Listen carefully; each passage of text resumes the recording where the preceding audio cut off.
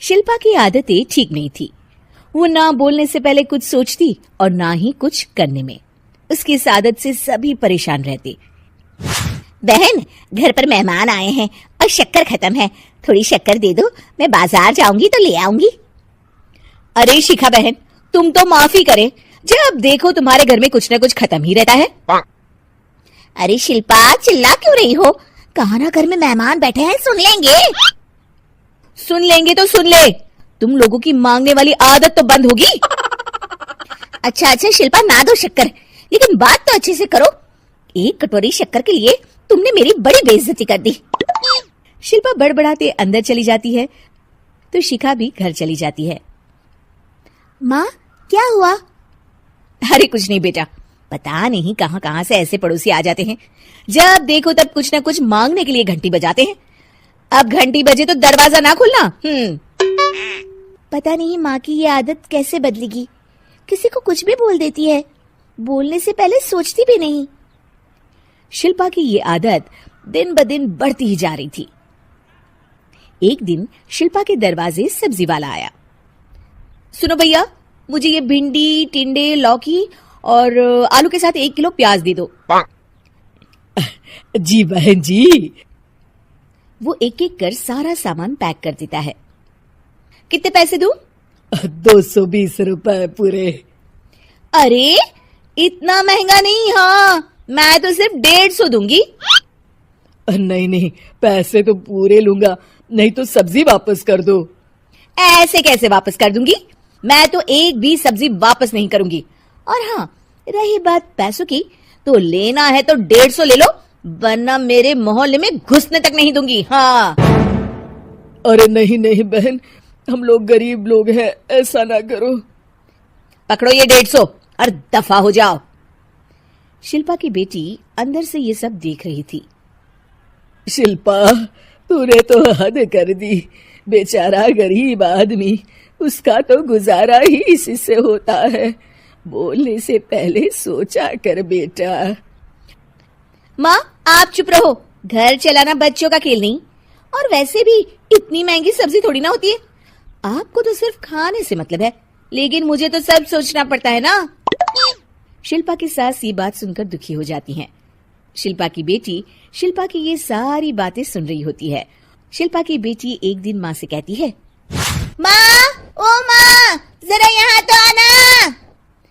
ओहो क्या हुआ, क्यों चिल्ला रही हो ऐसे बेटा? हुआ क्या? ये देखिए मेरी स्कूल की ड्रेस कितनी गंदी हो गई है, इसे कौन धोएगा? लेकिन ये तो साफ है बेटा, मैंने अपने हाथ से खुद साफ किया है। माँ, ये ड्रेस इतनी गंदी है कि मैं इसे पहन ही नहीं सकती, चलो मुझे बाजार से नई दिलाओ। शिल्पा दुखी हो जाती है और वहां से चली जाती है कि तभी सामने उसकी सास मिल जाती है।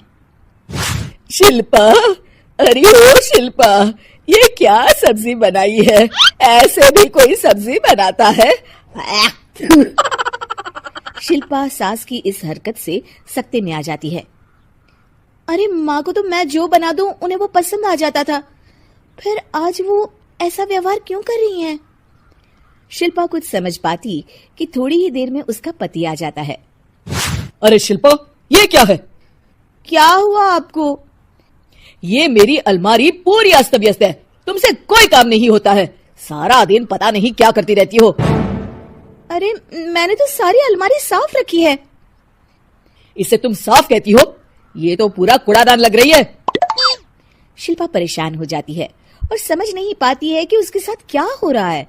शिल्पा अकेले कमरे में जाती है और जोर जोर से रोने लगती है। तभी वहां उसका पति, सास और बेटी आ जाते हैं। शिल्पा उन लोगों को देखकर और जोर जोर से रोने लगती है।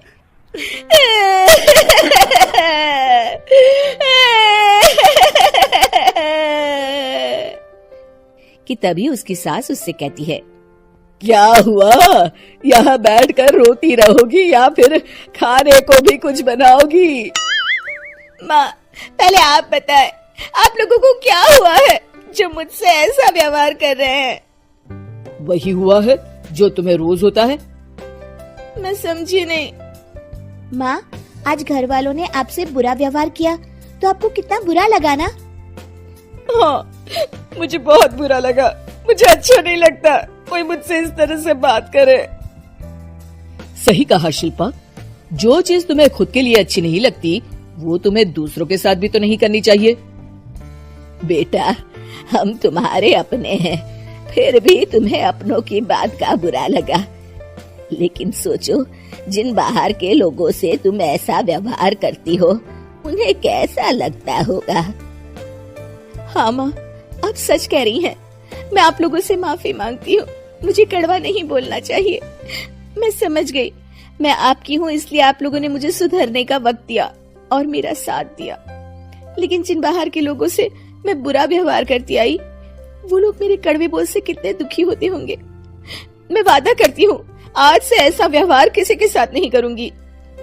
सीख, हमें दूसरों के साथ वैसा ही व्यवहार करना चाहिए जो हम खुद के लिए अपेक्षा करते हैं।